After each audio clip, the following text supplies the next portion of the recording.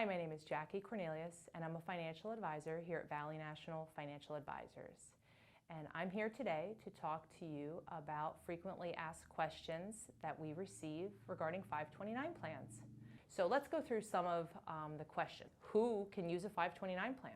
Well, pretty much anybody can create one. So whether it's grandparent, parent, aunt, uncle, anybody can have one. And who can use it?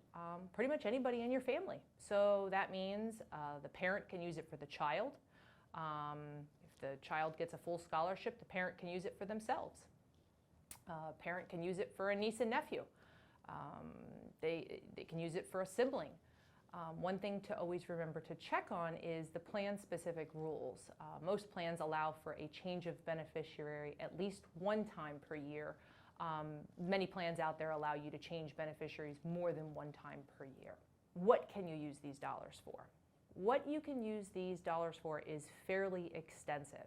So it covers tuition, it covers educational expenses such as required fees. It will also cover computer-related qualified education expenses. So a lot of schools will say, yes, the child needs a computer, the child needs a printer. One thing that I'm finding a lot of clients aren't actually aware of is you can actually use it for room and board. If you are at least a half-time enrolled student, then room and board, again, governed by the school, so the expenses that are shown pretty much on a tuition and fees statement, that also does qualify as well. I think also understanding that you can use it for not only a four-year educational institution, but also a vocational or trade school. Pretty much, I want to say a safe rule of thumb, it's not always a given guarantee, but a safe rule of thumb is if the institution qualifies for federal student aid, that's one of your first indications that you can use the 529 plan dollars for that. What if I don't use the dollars or I don't use all of the dollars? That is probably one of the most popular questions we get. So what happens is the principal or the amount that you've contributed, that can always be withdrawn income tax free. So what we're talking about here are the earnings portion of the portfolio.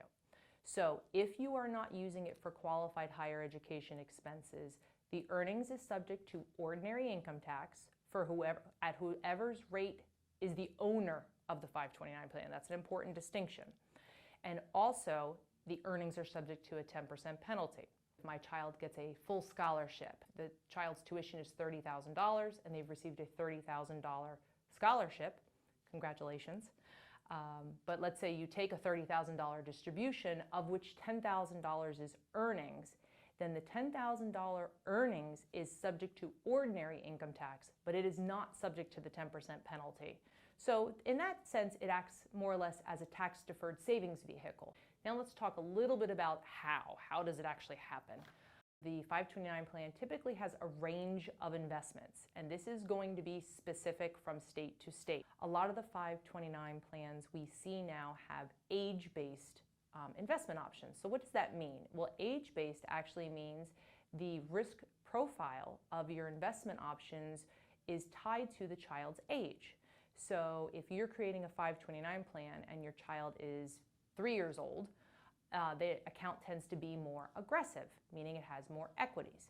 If your child is 15 and you're opening a 529 account, you invested in one of these age-based options, because they are closer to when they start college, it tends to be more conservative or have more bonds in the portfolio.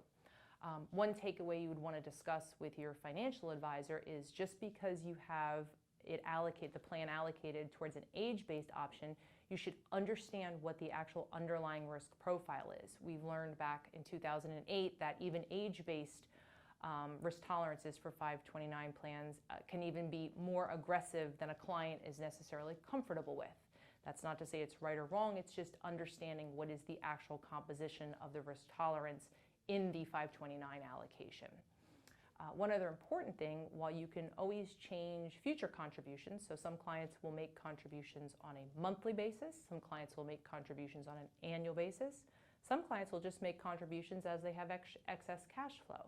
You can always change how you want future contributions to be allocated, but existing contributions can only be changed twice a year under current tax regulations. So one other question we get is, are the state-specific 529 plans only for my state? So if a client says, well, I have a Pennsylvania 529 plan, but my son or daughter wants to go to a school in Florida, can I still use it? And the answer is yes. They are great savings vehicles for college. And it's not a one-size-fits-all. There's many different variations that you can use and employ. And the takeaway really is to talk with your financial advisor. Find out how it can fit your situation and how best to utilize it.